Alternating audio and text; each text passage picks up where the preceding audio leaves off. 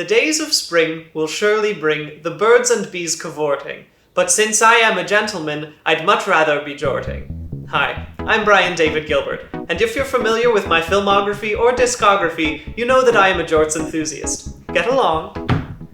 Now that the weather has warmed, I have received hundreds upon hundreds of emails from hungry fans asking, Brian, how do you make jorts? Though the jort making process is incredibly personal and introspective, I would be happy to share with you my method so that you might take your first steps on the journey to jorts. Step 1. Choosing the right jeans. A true jortist understands that you cannot buy jorts off the rack. In fact, you must use jeans that are well lived in and well loved in, or else you might commit the greatest sadness. A jean jorted before its time. I've been wearing these jeans for about a year and a half, and they've graduated. Step 1A. Practice.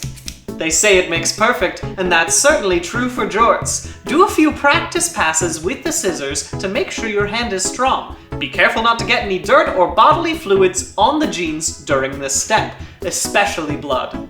You cannot get blood on the jeans during this or any step of the process. I cannot stress this enough. The consequences are dire. Do not bleed on the jeans. Step 1B. Reminisce. Your jeans have been with you through a lot, so let's celebrate them. Visit your favorite amusement park. Frolic on the beach together. Step 1C. Respect.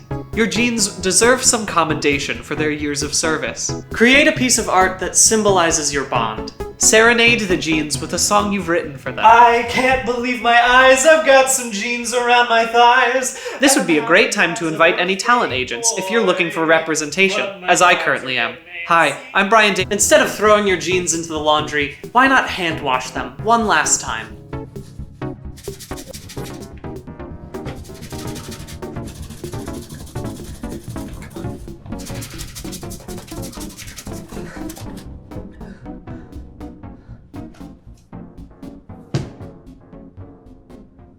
Step 1D.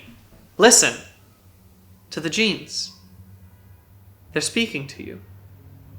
Can you hear them? Their words are quiet, but the implications are loud.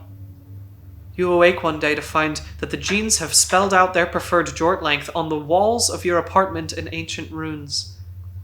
You can't escape their words. They find you in your sleep. It's babbling, but though you might not understand it on a surface level, you understand it viscerally. You understand it better than the words your colleagues say, your peers, anything the world has taught you up to this point. Maybe you could understand it better if you just listened closer, listened harder. Maybe if you stopped listening to everyone else. Step 1E. Fear.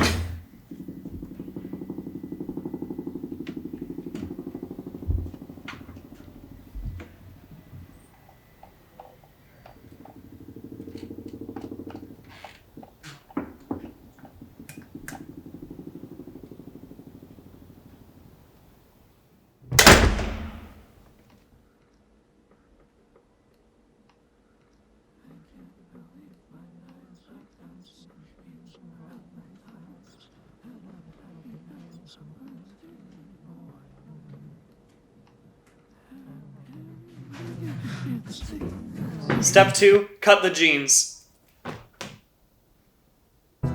Congratulations. Your journey to jorts is over. It's finally over.